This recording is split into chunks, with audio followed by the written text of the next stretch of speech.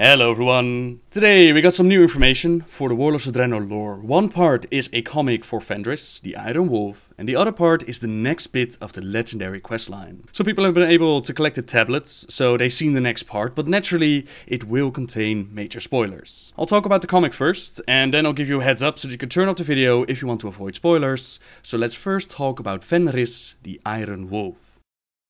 So the comic is about Fenris, and if you want to read the comic for yourself, then there's a link in the description which will take you to the comic. For those that don't remember, Fenris, he's the brother of Gnar and Gul'dan. In game, we find out that Gul'dan, their father and chieftain of the Frostwolf clan, he stepped away from the Iron Horde and was then killed by the Iron Wolf, so he was killed by his own son. Gnar, he was supposed to be the first in line to become chieftain, but he was such a hothead that his father gave the position to his younger brother named Gul'dan. Throughout questing in Frostfire Ridge, we bring Gnar and Gul'dan closer, and together we take on the Iron Wolf himself. Ah, the brothers Frostwolf. I knew we would reunite on the battlefield someday. Or don't you recognize your eldest brother, Fenris? What we knew about Fenris was that he simply disappeared one day, and the two brothers, they're very surprised to find their older brother to be the Iron Wolf. But the comic, it explains more. One day, Fenris and Gul'dan, they spot a mighty Grun, and Fenris, he wants to kill it. If the Thunderlord clan can do it, then surely the Frostwolf clan, who are 10 times better than the Thunderlord clan, surely they would have no problem with it. But his father does not allow it. The Frostwolf clan is family, and he's not willing to sacrifice any of them just because the others might call them cowards. Children, they never listen to their parents, so Fenris, he decides to observe the Thunderlord clan to maybe include their tactics in their own hunting, and one day he jumps in to save the day. The Thunderlord clan is not too proud to accept help from another, so from that moment on, Fenris, during the day he hunts with his clan and he feels like an obedient dog, but at night he would hunt giants with the Thunderlord clan and truly feel like a wolf. Fenris, he was smart enough to hide his true identity, and he was only known as the Iron Wolf. One night, during the Kosh-Ark festival, they're discussing the deeds of this mysterious vigilante, and Gul'dan calls him a coward.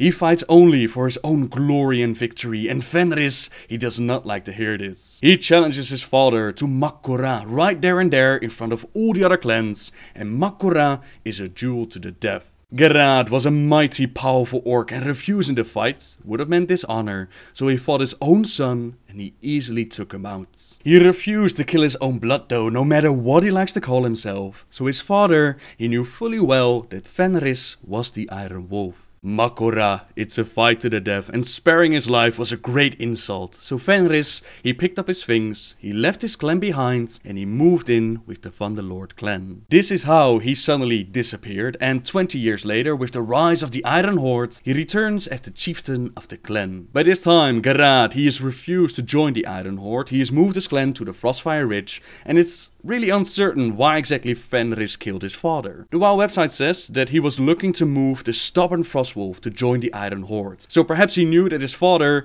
he would never willingly join the Iron Horde, but perhaps his younger brothers would be easier to persuade. Thankfully this never happened. We teamed up with Gul'dan and the Frostwolf clan, and we ended the life of the Iron Wolf. Animals, your clan is finished.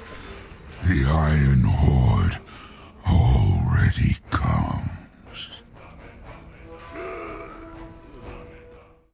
That's the comic done, and it brings us to the second bit that I wanted to talk about today, which is spoilers for the legendary questline and perhaps the rest of the expansion. If you don't want any spoilers, then let me just say thank you very much for watching so far, and I hope to see you next time. Right, so the cinematic for the legendary questline. For those that haven't seen it, once again there's a link in the description where you can check it out. I haven't fully done the questline myself yet, but I have seen the cinematic of course, and there are a few things worth mentioning. What we see happening is Gul'dan, he's stepping up to Grommash, and at this point, Grommash and the Iron Horde, they're getting their asses kicked. Once more, Gul'dan offers the demon blood to Grommash, and once more, he refuses it. He's also told that Garrosh is his son, and I believe that this is the first time that Grommash hears about this. From the short story, we learned that Garrosh, he figured out that it would be best to keep that information hidden. It's of course a possibility that over the years he might have had a change of heart, but from the voice acting, to me it seems like Grommash thinks to himself like, what have I done? I could have had a son. Garrosh was my son, what the hell? But but that's just my interpretation. It could also very well be that he already knew by this time. Some of you ask me how Gul'dan knew about Garrosh, but he's been inquiring here and there, so it's not surprising that he knows this information. I've been inquiring about you, Khadgar. It would seem we have a history. It's very possible that Gul'dan captured one of our troops and interrogated them. Who knows where he found the information, but there are plenty of ways of finding out. So Grommash, he refuses to enslave himself, he gets tied up, and Gul'dan, he merely drools over the idea of breaking Grommash's legendary will. I got a big Bolvar vibe from this. If you remember Bolvar from Wrath of the Lich King, he was also taken by the Lich King, who worked on breaking his will. Never!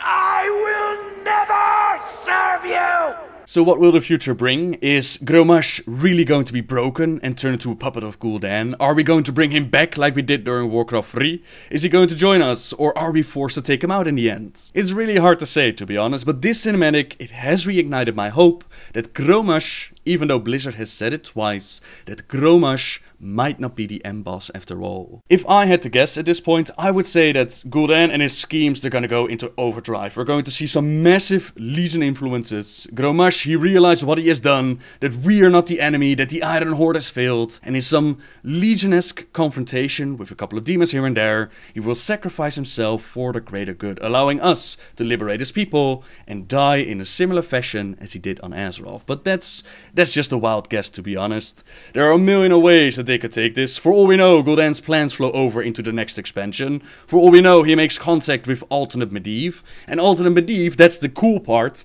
he's still corrupted by the Titus Sargeras. This could lead into Alternate Azeroth. We could meet our alternate duplicates, you know, alternate leaders. I think it's unlikely. I think the beauty of Warlords of Draenor was that Draenor, we didn't really know much about it. But the alternate Azeroth, we know the details of what happened in that time period. So to me it seems unlikely, but as always, nothing's impossible. So Grommash, he's unwilling to join Gul'dan, but his buddy Kil'jaeden, he steps up to the plate and he embraces Gul'dan's gifts. An interesting discussion popped up about this on my Facebook, and the question is, where exactly did this blood come from? I personally think Blizzard has simply made a big mistake with the whole demon blood gig, since the one they poured out, his demon blood, Manaroth, he was already killed in the trailer for Warlords. If we go by the story that we know from our reality, then killing the Pit Lord would have ended the curse, would have ended the enslavement and make the blood pretty much powerless. This didn't happen. Clearly you can see the Gul'dan, he still has the red eyes, which means that he's still heavy on the demon juice. I would write it off as a mistake made by Blizzard, but there are more theories going around. Some say that there's another Pit Lord offering blood, some say that it's the blood of the Nafrazim. We don't know. Like I said, I think it's just a mistake, but they could use any of these theories to fix their mistake. Now after gulping down this delicious demon blood, we see Kil'jaeden transform, and I don't know what's going on here, but this is some next level shit of transformation. No longer does he just get red eyes and green skin, now he got green eyes and there are spikes popping up all over the place.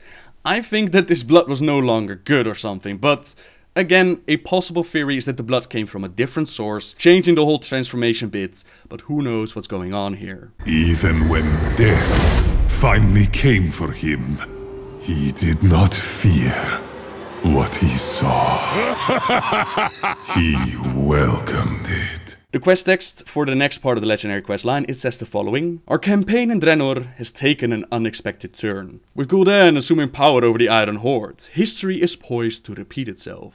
Our world is in more peril than ever. It's time to bring the full might of your garrison to bear against the Nan jungle. Marshal your forces, and for my part, I will research ways to counter Gul'dan's magic. I will be in contact with you soon. I can't wait to find out what they're going to do with this story. I'm extremely happy that they gave Gul'dan such a massive role to play, because as I said way back at the start, this guy's my favorite. He's scheming, he's evil, will do whatever it takes to claim his destiny and get more power. A lot of you have been asking me what I think will happen during the expansion, and it's very hard to predict. I think what we can say from the quest text, like Khadgar says that our world is in more peril than ever, but we disconnected and destroyed the Dark Portal. Are they going to reopen the Dark Portal in Nan Jungle? Maybe. Are they going to take the story in a different direction? That's also very possible. It's It's very hard to predict. What I have been saying at the very start, and I've been saying this since the statue popped up in the garrison, I got a feeling that Khadgar and Gul'dan, they're going to go out at the same time. Now with the Kil'jaeden development, I think it's safe to say that we'll see a lot of more green orcs with the death of Kil'jaeden, and then who knows? I hope that Gromash won't be the end boss and that they'll pull a Sunwell like they did during the Burning Crusade. During the Burning Crusade we saw Illidan in the cinematic with the whole "you are not prepared," and we ended up with the Sunwell raid and Kil'jaeden as the end boss. I hope that they'll do a similar thing. Gul'dan's in charge, right? But we take him out with Khadgar, and then bam, here's Archimonde in his full glory. And this time, we can't just blow up a tree to take him out. This time, we need to do it ourselves. In comes Gromash with the legendary Ex-Gorhal to deliver a critical strike to Archimonde, and we get to finish the job. Speaking of Gorhal, by the way, something that popped up in my mind. Next time someone drops such a powerful and legendary weapon, can we just make sure to pick it up and take it with us and not just leave it behind in a Grand? I mean, Gul'dan, he just showed up and he was like, nah, I got your Gorhal. I would have loved to have that weapon, Blizzard, come on now. Why did it have to stay in a Grand? But joking aside, good job with another great cinematic, Blizzard, and I can't wait to see what's next. I've been talking for long enough, so I'm going to end this video, but let me know what your thoughts are on this cinematic. Are you hyped? What do you think will happen at the end? Are we gonna go alternate Azeroth? Are we gonna go kill Gromash? What do you think is going to happen? I can't wait to read your speculation. That's me done for today. Have a great weekend, everyone, and until next time, guys. See ya! Our bond is iron. Our will unbreakable. Who will stand against us?